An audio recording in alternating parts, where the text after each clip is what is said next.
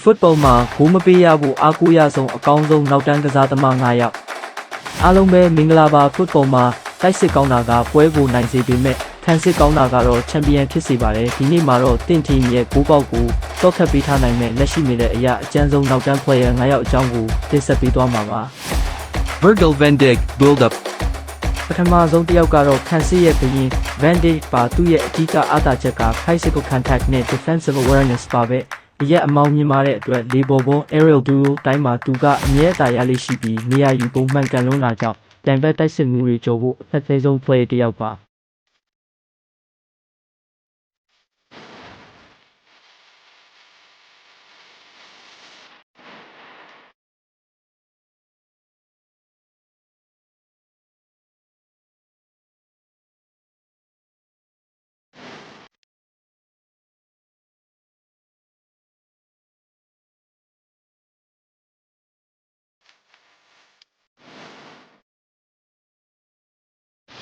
Alessandro Nesta epic big time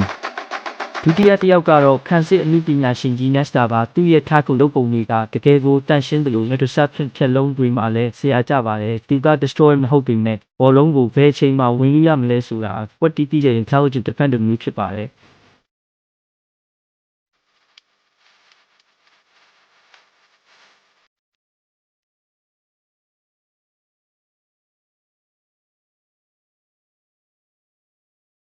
Ruben Dias Destroyer Edition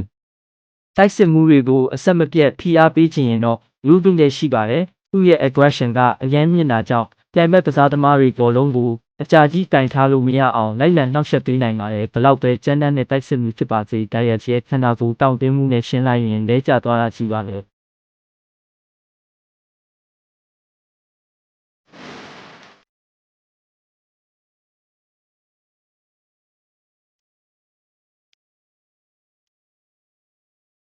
Phil Hernandez offensive fullback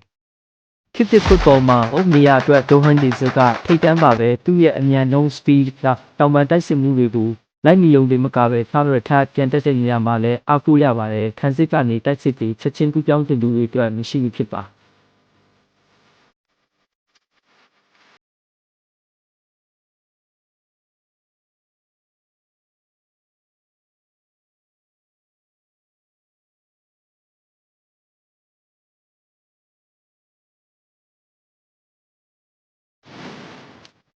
ခံစစ်ရဲ့ Joker hybrid defender Marquinhos build up all-rounder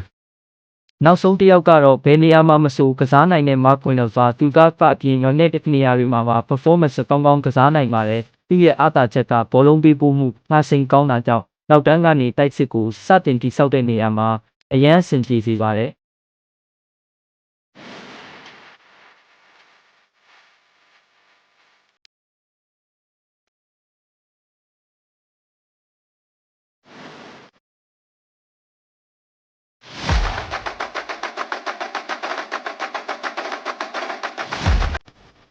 ဒါကတော့ football မှာလက်ရှိအကောင်းဆုံးလို့သတ်မှတ်ထားတဲ့နောက်တန်းကစားသမား9ယောက်ပဲဖြစ်ပါတယ်။ပြီးရင်အကြိုက်ဆုံး defender ကရောဘယ်သူဖြစ်မလဲ